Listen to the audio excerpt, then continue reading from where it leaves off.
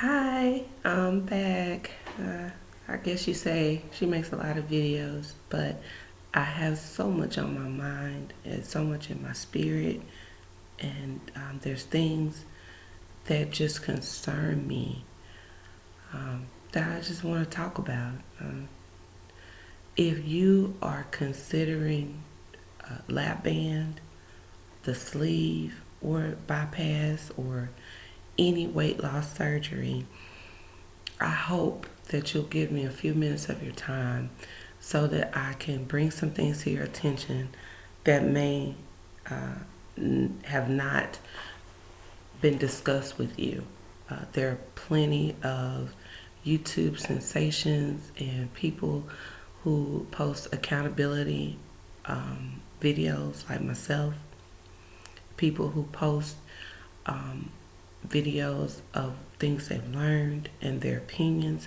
So this is a compilation of my opinion and my research. So I'm really coming to you because I cannot shake it. It's like it's just in my spirit. So um, if you're considering the band, if you're having trouble with your band, if you're having trouble with weight loss surgery, or if you are considering having weight loss surgery, there's a couple of things you need to focus on before your final decision. And everything is about money. So I kind of got the feeling through my experience that um, my psychiatric evaluation consisted of probably 4 to 5 questions. And luckily, my weight gain was not psychological, it was from medical issues. So, luckily, nothing but the grace of God that it wasn't something psychological, because it would have never been brought out from those 4 to 5 questions that were asked. I don't even remember what the questions were, but if I was a person who suffered from binge eating, if I was a person who suffered from mindless eating, if I was a person who suffered from depression or emotional stress that triggers overeating, if I had night syndrome where you eat at night, um, in and that goes with insomnia, those type of things they would have never brought out. So I'm speaking to those of you who may be binge eaters, those of you who may eat from emotional stress, or if you are you have the night eating syndrome called NES. If you do like I started to do was eat out of boredom. Um, so these things need to be addressed before you proceed. I suggest you talk with the psychiatrist, but I can tell you no surgery is going to fix it. 90% of the reason, and this is what I researched, 90% of the reason that people are obese are linked with something psychological. Only 10% is medical. So that's a huge difference. Um, and one thing is the mindless eating is like you're frequently snacking on high calorie foods. You're not just eating because you're hungry, it's just a mind hunger. And so I think the mindless eating can go with boredom that I'm talking about, just constantly snacking. Binge eating is usually it only happens 1 to 2 days, and it's where a person would just eat and feel like they have no control over the episode of eating, and they're eating and gorging on large amounts of food, and the rest of the week they're fine. So But after that, they deal with the depression or guilt of having binged. So you can have multiple issues if you're binge eating and you're an emotional eater. Well, as soon as you're done binge eating and you go through the emotion of being disappointed in yourself, that can also trigger emotional eating. So there's so many things, but you know you better than anybody. You know you better than anybody. So before you leap into the change of life, go ahead and make a plan of action. Um, because I can tell you right now that getting a lap band is not going to stop you from binge eating. What will happen is it will cause you to have complications. And when I say complications, I mean if you're binge eating, there's no way you can eat and take 45 seconds between each bite, nor if you're out of control, you're not thinking about the size of your bite, the amount of food you're eating, or anything because you're binging. So that's not going to work with lap band. I don't think it would work with the sleeve or bypass. I don't have experience there, but I know that won't work with lap band because then you'll be puking and sliming and all these other problems that people constantly have. If you have the mindless eating where you're constantly snacking on certain foods that you're craving, and then if it's a epidemic for you, then you're not in a place to stop buying those foods that you constantly snack on.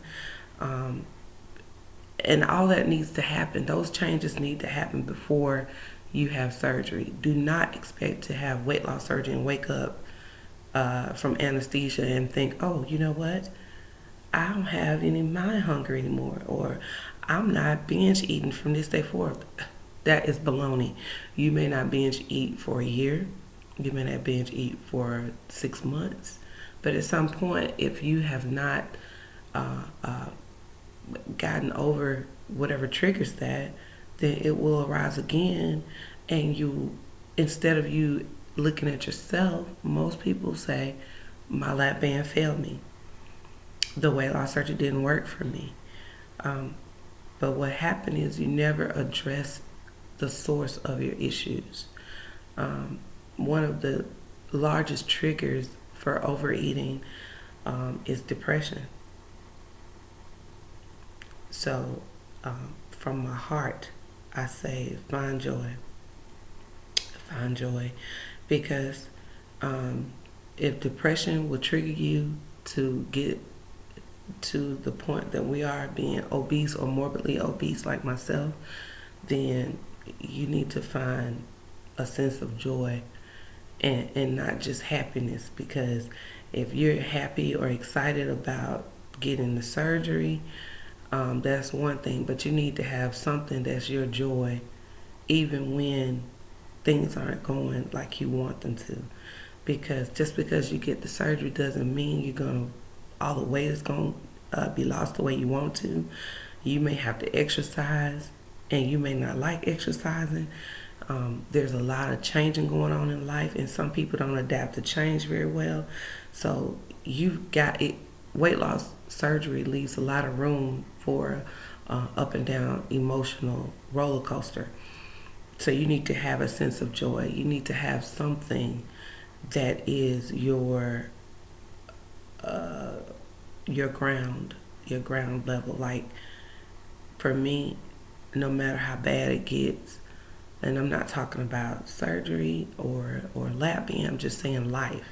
No matter what happens, my source of joy is through prayer and spending time. Now, I'm not suggesting everybody go and change your beliefs or anything. I'm saying find a sense of joy. Now, for me, my sense of joy comes from the Lord. If it's not there for you, that's your business.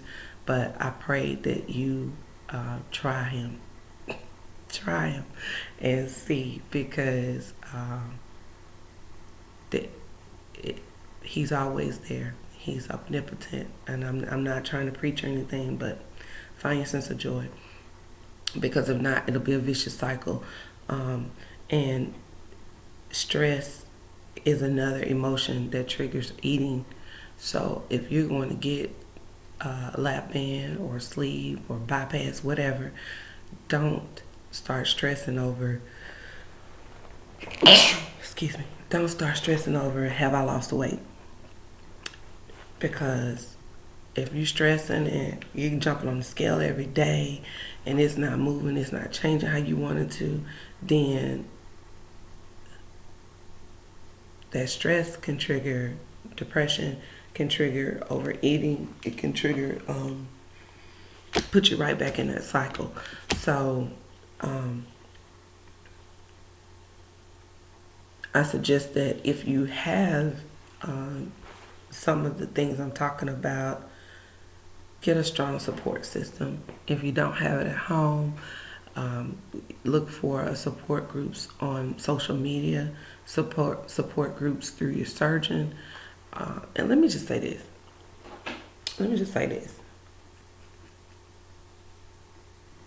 I just think it is completely crazy to get a lap band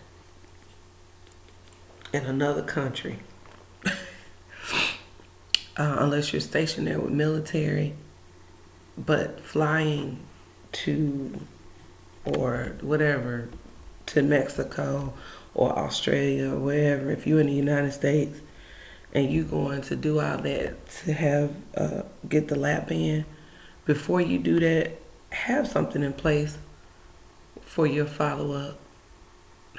Because it's kind of crazy to think you get the lap band and you just all of a sudden gonna lose weight, or you get the lap band, you're gonna be flying back and forth to whatever foreign country to get a feel, or if you have an emergency or something's wrong, you're gonna fly all the way back over there.